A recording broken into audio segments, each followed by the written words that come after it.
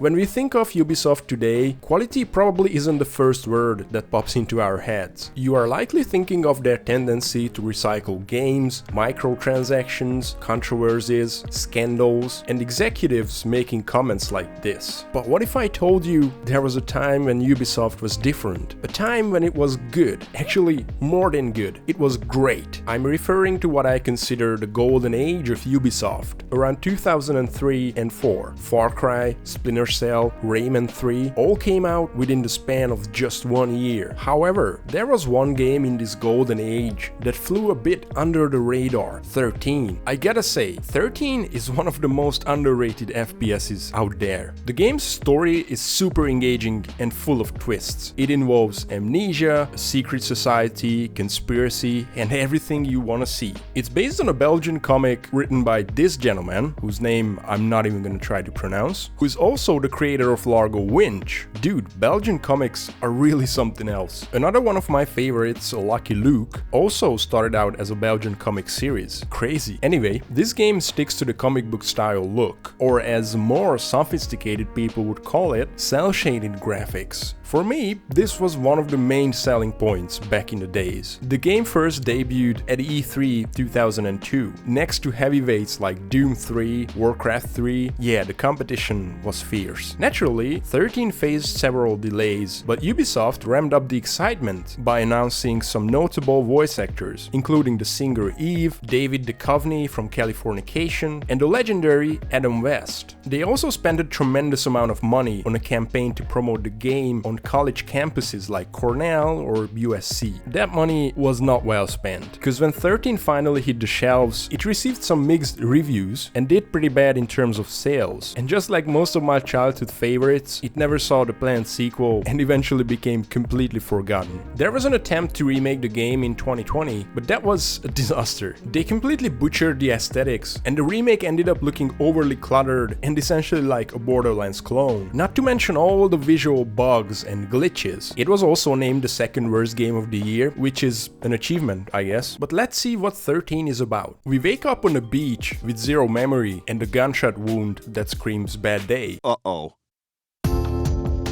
Lucky for us, Baywatch's finest shows up and saves our lives. She also hands us a key that she found in our pockets to a so-called Winslow bank. But seems like the person who tried to get us killed is not finished. A nice stroll to the beach while we are being chased by a helicopter and a speedboat. Somehow we find a car and gun it straight to Winslow Bank to uncover the past. But surprise, the bank vault is a total trap. And the staff is not too happy about us blowing up their precious vault, so we need to escape. Killing any bank personnel will fail the mission immediately. But hey, smashing a chair on their head is fine, so that's good. We see Mr. Winslow, the bank's owner, taking a phone call and calling us 13, like we are in a 007 movie or something. We are so close to escaping, but the FBI catches up, and we are under arrest for the murder of William Sheridan, former president. The FBI is grilling us and calling us Steve Rowland. I'm already confused. Who the heck are we? The FBI big boss feels like Nickelback.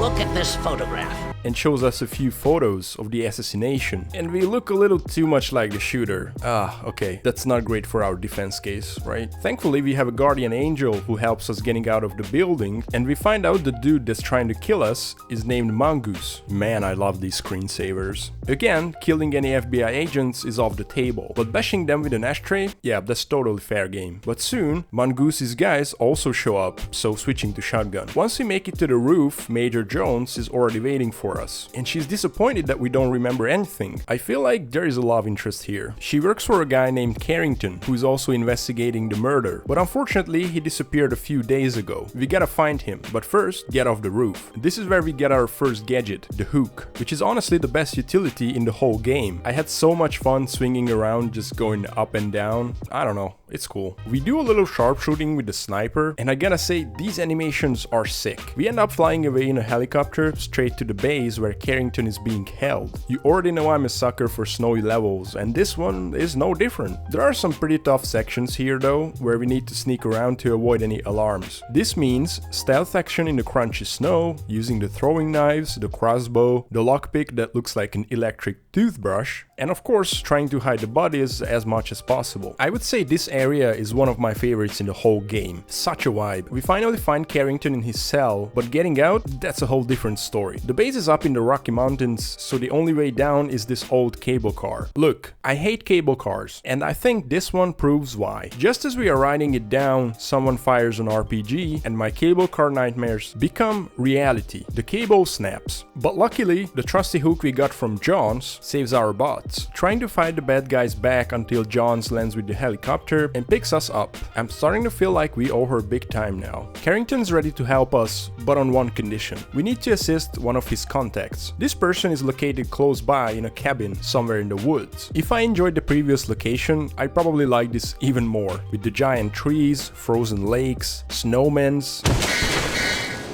well, snow humans, sorry. Wooden cabins, oh yeah, and the double barrel. I can't help it, I just love double barrels. Turns out this contact is none other than Steve Rowland's wife, Kim. And plot twist, we are not Steve Rowland. We just had surgery to look like him. Okay, this is starting to feel like a soap opera. The bad guys swarm the cabin, so we try to hold them back with an AK-47, straight out of Counter-Strike. Dude, what is this recoil?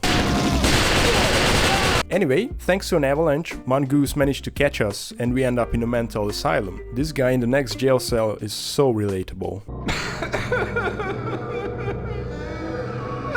We sneak and fight our way through the facility and eventually kill the asylum director, Johansson, who likes to give us some spicy injections during the fight. He's rocking a tattoo of 20. We get a flashback of a secret society with 20 leaders hiding behind numbers. This is starting to sound like something a dude in a tinfoil hat would make up. We flee the facility with the help of a rescued nurse and an ambulance car, but only until the nurse crashes the car into the Grand Canyon. Okay. That seems real. Even though this is a filler level, I still really enjoyed it. The canyon looks pretty awesome and there's a new zipline mechanic, and we finally get to use the RPG. We track down more secret society leaders, and while doing that, we find out our real name was Jason Fly before the surgery. Finally, blow up a submarine full of weapons, and finally head back to the States to clear our name. We meet up with Carrington and the FBI boss, and the real truth comes out. Steve Rowland was indeed the assassin. After he pulled off the hit, the society killed him to tie up loose ends. Carrington made us take the surgery to basically act like a bait, and boy, did it work. Now with the FBI's help, we can uncover more members of the society. We crash a secret meeting between number 5 and number 9, but after some eavesdropping, they spot us and it's go time. The FBI agents rush the building immediately, and both number 5 and number 9 bite the dust. Now it's time to take the fight to the heart of the beast, the society's HQ, the Sanctuary. The group is planning a full-on military coup to take over the country in just 24 hours. We team up with the former president's brother, Walter.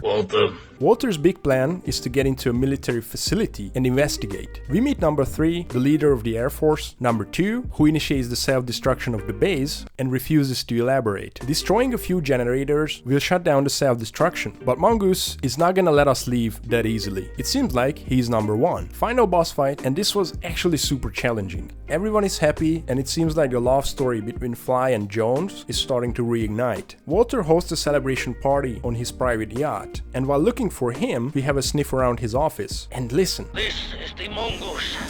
I repeat, this is the Mongoose. Number 1, do you copy?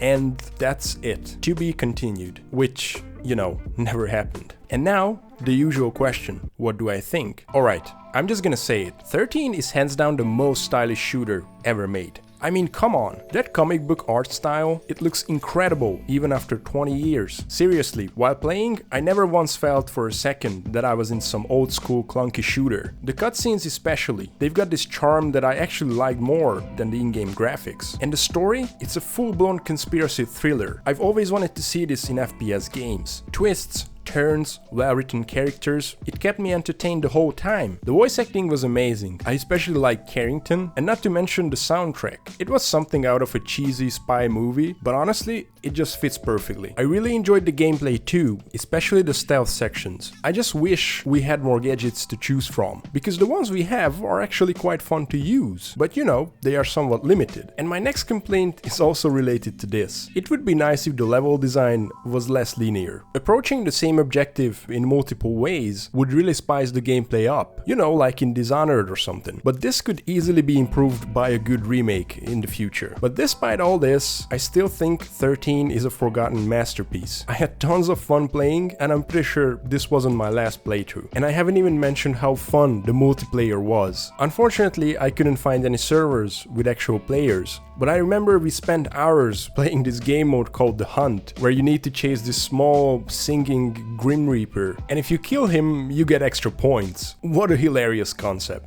Which makes the remake, don't even get me started. I waited years for that, and it was such a disappointment. I feel like I say this in all of my videos, but I hope one day we get a proper remake or a sequel that this game actually deserves. But in the meantime, let me know what you think. And as always, thanks for watching, bye!